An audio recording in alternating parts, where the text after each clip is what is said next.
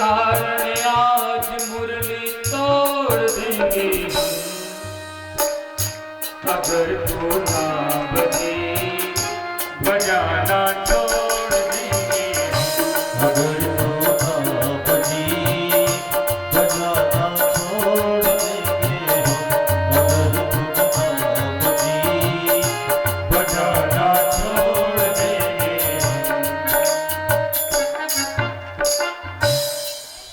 रखा ओंठ पर और निकाली सुरीली आवाज। जैसे ही बंसी की ध्वनि ब्रजबामाओं के कान में पड़ी, ब्रजबामाएं चौंक पड़ी और कहने लगी सखी बाजी। एक ने कहा कहां बाजी? दूसरे ने कहा लगा है वृंदावन के निकट यमुना के तट पर। बाजी उठी भागी, बाजी देखी बिको दौड़ी आई। बाजी उठे बाजी बाजी देखी बिको दौड़ी आई। बाजी मुरझाई सुन ताड़ गिरधर।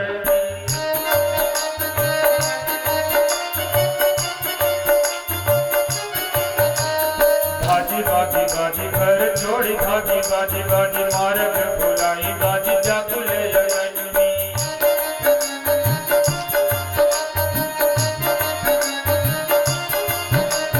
बाजी घर छोड़ी भागी, बाजी डर छोड़ी भाजी बाजी घर छोड़ी भाजी व्याध लाज जननी।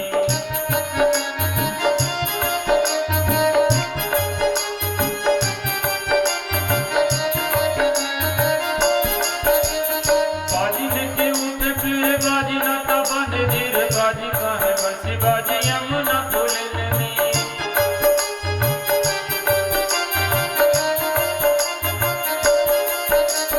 बाजी कहाँ बाजी यमुना के तीर। बाजी बाजी कहाँ बांसुरी बजी है वृंदावन में।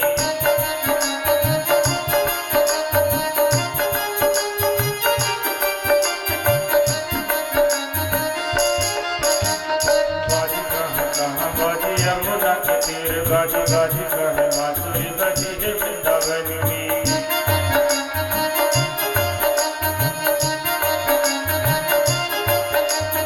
बाजी कहे बांसुरी बजी है वृंदावन में। आज वृंदावन में बांसुरी कन्हैया ने बजाई और समस्त ब्रजबामाएं जो जिस दशा में थी,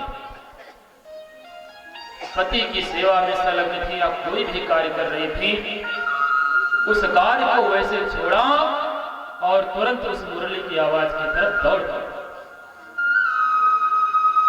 एक देवी लिपा पोती कर रही थी। लिपा पोती का मतलब समझते हैं ना, डेंटिंग पेंटिंग मेकअप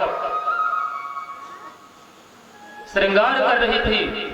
एक आंख में काजल लगाया और इतने में बांसुरी की आवाज सुनाई पड़ी और वही काजल को लेकर के होठों से लगाया, काजल को उठा करके दूर फेंका और तुरंत खिंची चली गई। एक गोपी अपने पति की सेवा कर रही थी। एक गोपी अपने पति की सेवा कर रही थी, पैर दबा रही थी। पैर दबाते दबाते बंसी की आवाज कान में पड़ी और पकड़ करके पति के पैर को खींचा। पति तो चारपाई से नीचे, लेकिन वो घर छोड़ करके निकल गया। राजन एक खाना बना रही थी, भोजन बनाते बनाते और बंसी की आवाज कान में पड़ी तो डालना था शक्कर और उठा करके नमक को डाल दिया खीर में और वहां से तुरंत कृष्ण दीवानी होकर के भाग चले। राजन परीक्षित समस्त ब्रजबामाएं अपने घर बार को छोड़ करके आज कृष्ण दीवानी होकर के दौड़। राजन परीक्षित जब ब्रजबामाएं कृष्ण के पास में पहुंची तो कन्हैया कहने लगे, अरे देवियों, इतनी रात और इतनी रात में आप लोग इस घने विपिन में किस लिए आए हैं? ब्रजबामाएं कहती, वाह कन्हैया, अरे इतने निष्ठुर, इतने निर्दयी, आप ही बुलाते हैं और कहते हैं किस लिए आई हो? नहीं देवी, मेरे कहने का मतलब ये है कि आप लोग अपने पति को छोड़ करके आई हैं और ये अच्छी बात नहीं, क्योंकि पत्नी का धर्म है पति की सेवा करना। और इसी बात को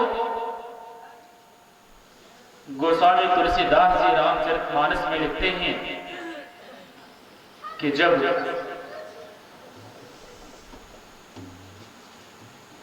महाराज जनक के यहां से जानकी जी की विदाई होने लगी तो जनक जी ने समझाया कि बेटी, सासु ससुर गुरु सेवा कर, सास ससुर गुरु सेवा करो, सास ससुर गुरु सेवा कर, सास ससुर गुरु सेवा करो, सास ससुर गुरु सेवा करहु, पति रुख लखिया यस अनुकरहु,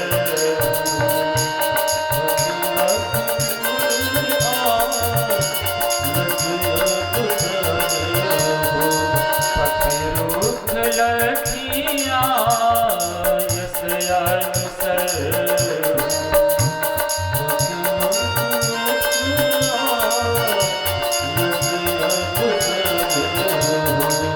इतना तो करना। और उधर माता अनुसुईया ने माता सीता से कहा था कि देवी, नारी धर्म का ज्ञान देने लगी तो उसमें कहती हैं, सीते पति वंचित पर पतिरत करई,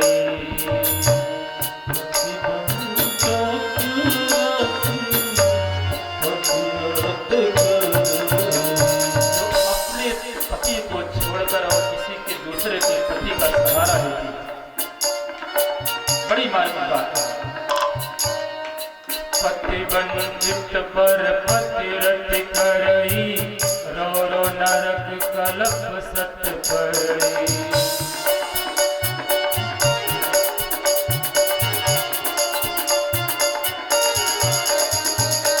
पति वंचित पर पतिरत करई,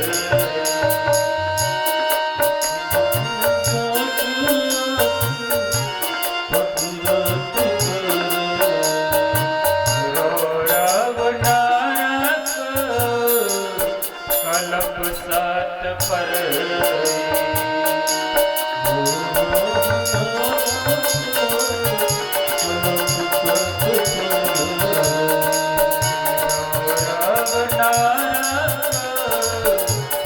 कलप सत परई, सास ससुर गुरु सेवा करहु। जाना, सासू मां ससुर जी गुरु यदि आ जाएंगे ना तो निसंकोच होकर के उनका आदर सत्कार और सेवा करना। लेकिन पति रुख लख आयस अनुसर, लेकिन पति का रुख, पति का स्वभाव देखना। यदि आपकी किसी कार्य से पति असंतुष्ट हो रहा है तो वो कार्य कदाप न करा। अगर पति कह रहा है कि आपको अयोध्या दर्शन करने में नहीं जाना है तो मत जाइए, और यदि चली गई तो समझ लीजिए पति की आज्ञा का अवहेलना करके आई है, कोई फल मिलने वाला नहीं। इसलिए नारी का परम धर्म है। कृष्ण जी कहते हैं, देवियों इतनी रात में आप आई, अरे समाज वाले, दुनिया वाले क्या कहेंगे? ब्रजबामाएं कहती हैं, लाला हम आपसे एक बात पूछते हैं, आप उसी का उत्तर हमें दे दीजिए, फिर हम वापस चले जाएंगे। पूछो देवी। ब्रजबामाएं कहने लगी, लाला किसी पत्नी का पति मान लीजिए परदेश में गया और कह के गया कि मैं 1 साल में वापस आ जाऊंगा,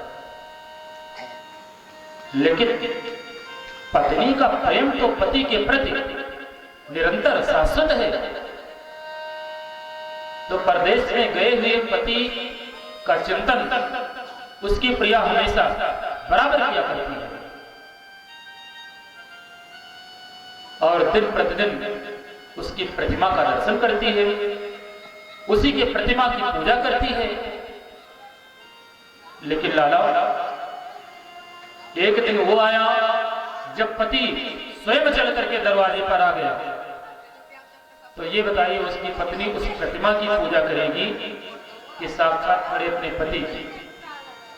कन्हैया ने कहा, देवियों वो तो जो पति परदेश से आ गया उसी की पूजा करेगी।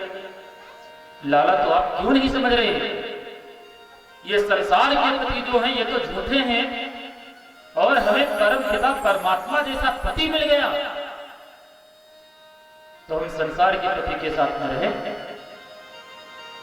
ये ज्ञान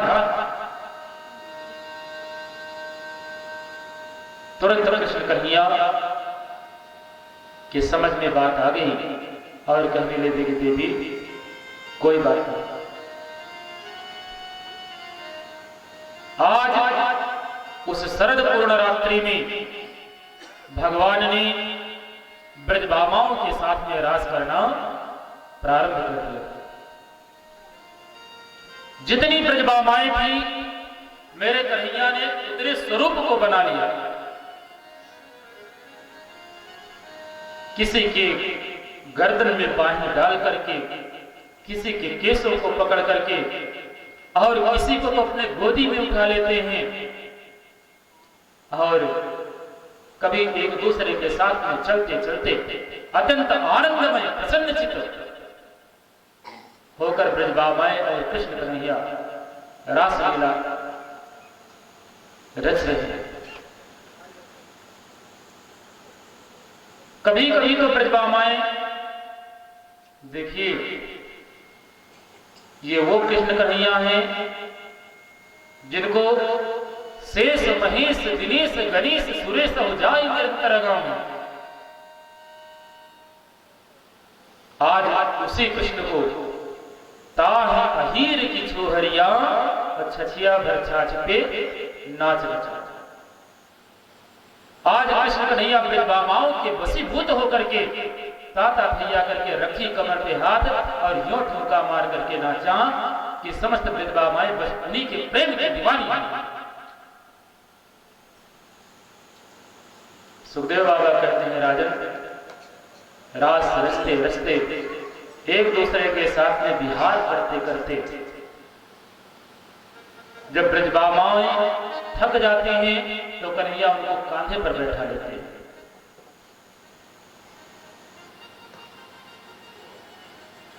एक कहने लगी, लाला और तो सारी बात ठीक है, और देखिए देखिए हमारी चोटी कैसे खुल गई, लगाओ ना कन्हैया हाथ इसमें, जरा संवार दो तो।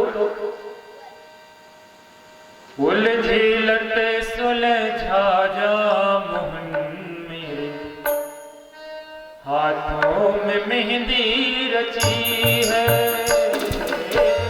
उलझी लट सुलझा जा मोहन मेरे, हाथों में मेहंदी लगी है। उलझी लट सुलझा जा मोहन मेरे, हाथों में मेहंदी लगी है। उलझी लट सुलझा जा मोहन मेरे, हाथों में मेहंदी लगी है। सभी लोग तालियां बजाते हुए जय हो।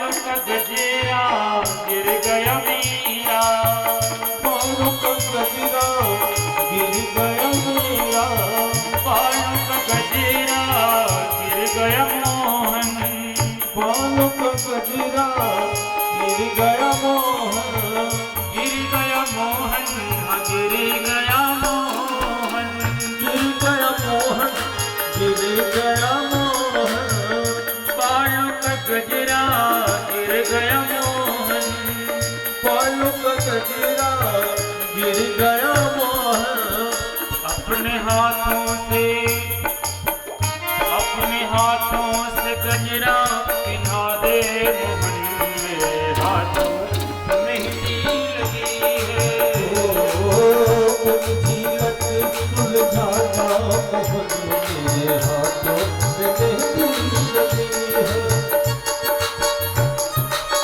बोले कृष्ण कन्हैया लाल की।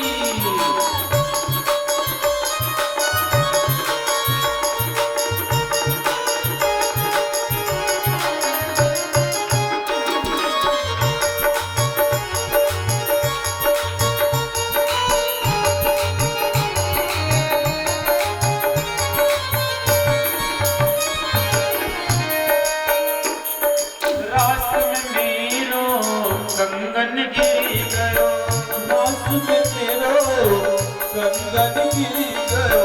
रास में मेरो कंगन गिरी गयो। रास में मेरो कंगन गिरी गयो। कंगन गिरी गयो। कंगन गिरी गयो। कंगन गिरी गयो। कंगन गिरी गयो। अपने हाथों से कंगना पिन्हा दे मोहन मेरे हाथों में मेहंदी रची है। अपने हाथों से कंगना पहना दे मोहन मेरे हाथों में मेहंदी रची है। बाउल झीलत सिले राजा मोहन मेरे हाथों में मेहंदी रची है। झीलत सुलझाना मोहन मेरे हाथों में मेहंदी रची है।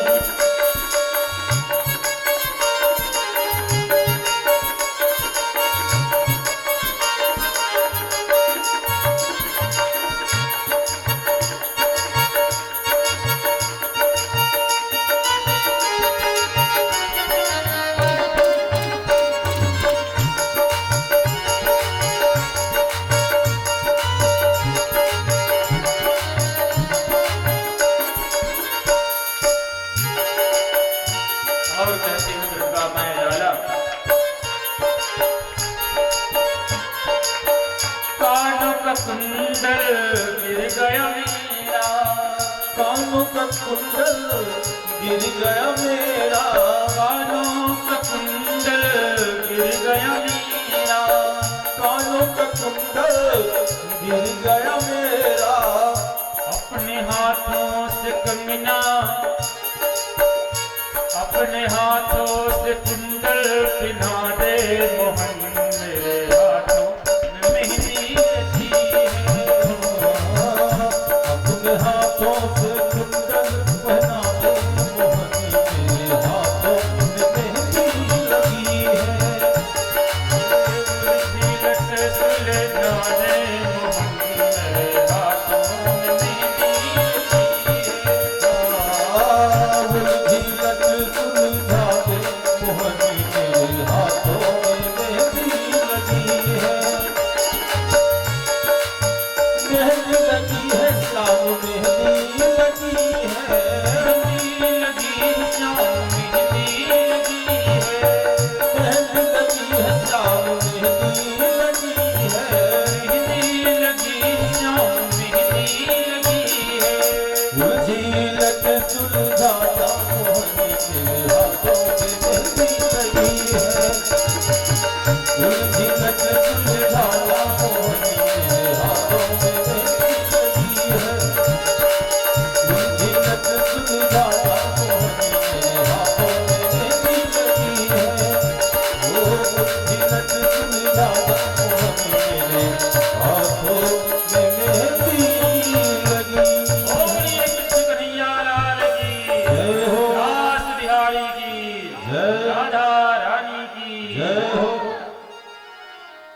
इस तरह समस्त ब्रजबामाएं सोचने लगी कि अरे वाह, अब ये कन्हैया तो मेरे बस में हो गया। और जहां आप ये सोचेंगे कि भगवान मेरे बस में हैं, समझ लीजिए वहीं से भगवान गायब हो गए। आज ब्रजबामाओं को मैं का अंकुर अहंकार जागृत हो गया।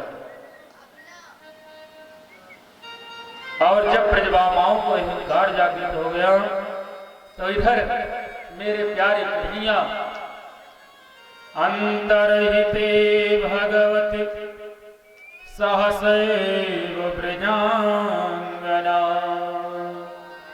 अतपयंस्तमक्षण कर्णैव यूथपम् कर्णयो यूथपम्। भगवान किसी ब्रजबामा को लेकर के और रास रस्ते रस्ते उनके बीच से गायब हो गए। आज बड़ी देर तक ब्रजबामाओं ने कन्हैया को ढूंढा, नहीं मिले कन्हैया।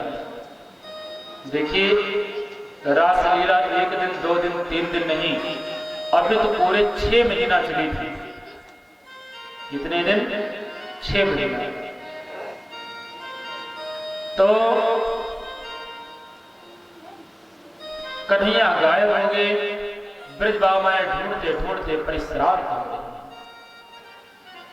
लेकिन कन्हैया नहीं मिली।